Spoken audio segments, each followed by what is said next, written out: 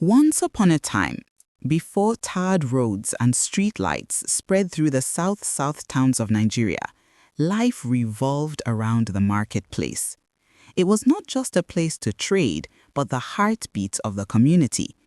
Women spread their wares on raffia mats, men unloaded canoes full of fish from the river, and children ran errands between the stalls.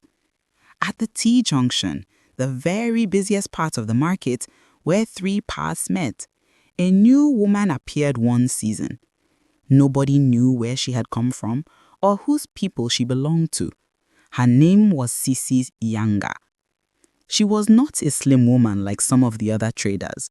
No, she was big, with wide hips and a heavy backside that swayed when she walked. When she laughed, it was loud. When she moved, people stepped aside for her. In just a few weeks, she had become the most talked about food seller in the market. Her stall was simple, just a wooden bench, some iron pots balanced over firewood, and animal plates stacked neatly. But what came out of those pots drew customers like bees to honey. She sold beef pepper soup, steaming hot and spiced with scent leaf. She dished jollof rice, red and rich with smoky flavor. And her white rice with stew was thick with meat, goat meat, beef, cow leg, generous chunks that made customers lick their fingers. Her prices shocked everyone. So cheap, yet the plates were full. Meat was costly in those days, and even the most established cooks measured it stingily.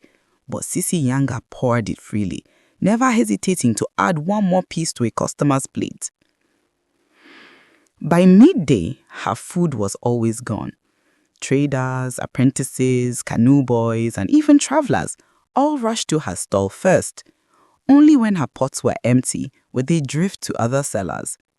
The other women grew restless. How is she buying all this meat?" muttered Mama Ogedevo, one of the older food sellers, folding her wrapper angrily. "Na juju they work for her hand," said another. "Nobody can sell like that unless spirits are helping." But when asked directly, Sisi Iyanga would only smile and say, "God is the one blessing me." She never stayed in the market after dusk. As soon as her pots were empty, she packed her things and disappeared down the bush path leading out of town.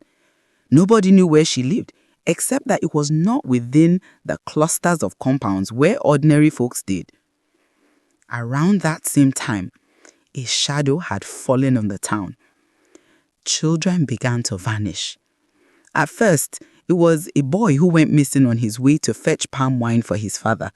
Then a girl disappeared while carrying cassava to the mill. Another vanished while returning from the stream. The family searched the bush paths with lanterns and cutlasses. They called out names into the night, their voices trembling, but no answers came back. The grief grew heavier with each missing child. Mothers wailed at dawn. Fathers sat silent in shame and anger. The chiefs of the market held meetings, but no solution came forth. Rumors multiplied. Some said kidnappers were trading children across the river. Others said the spirits of the forest were angry. But still, no one suspected the big woman who cooked at the T-junction. One woman in the market, Mama Ogedevo, who also sold food, could not let her jealousy rest.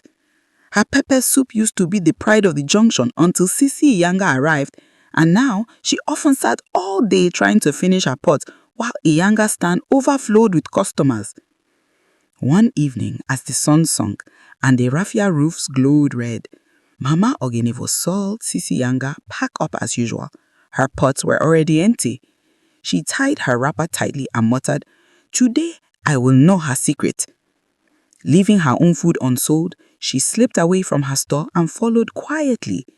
She kept her distance, ducking behind trees, hiding whenever Iyanga paused. The path was lonely, winding past yam barns and into tall elephant grass. The evening air was filled with the croaker frogs and the hiss of insects.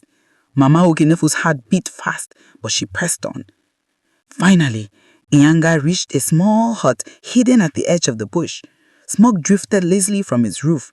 She pushed open the crooked wooden door and stepped inside. Mama Ogedevo crept closer, holding her breath, and peered through a hole in the mud wall.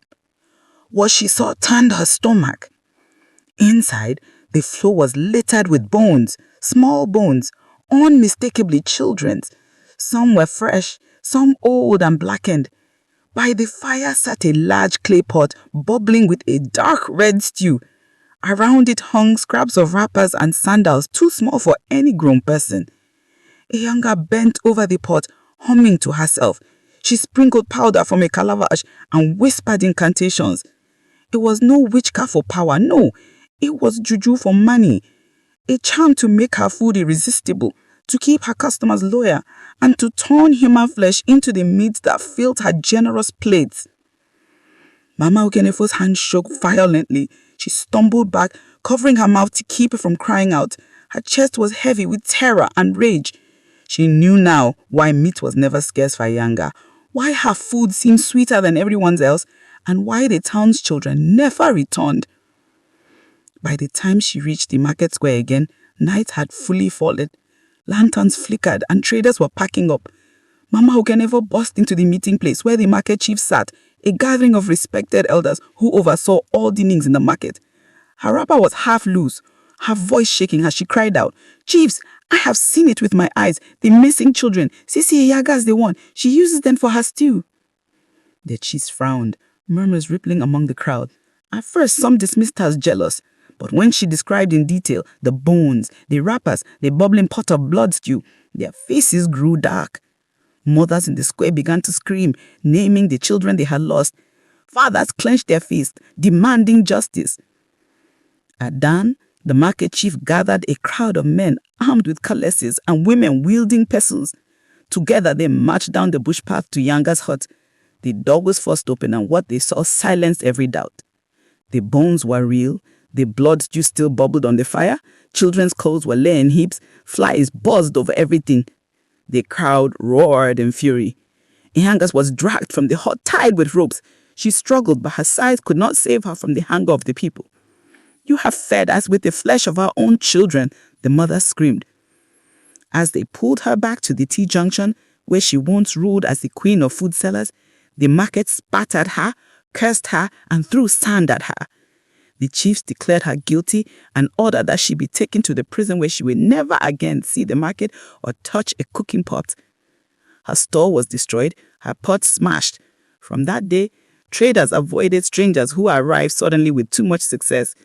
Parents kept their children closer, and whenever the smell of pepper soup drifted to the T-junction, people would remember with shivers the greedy woman called Sisi Iyanga, who used juju not for wealth alone, but at the cost of innocent lives.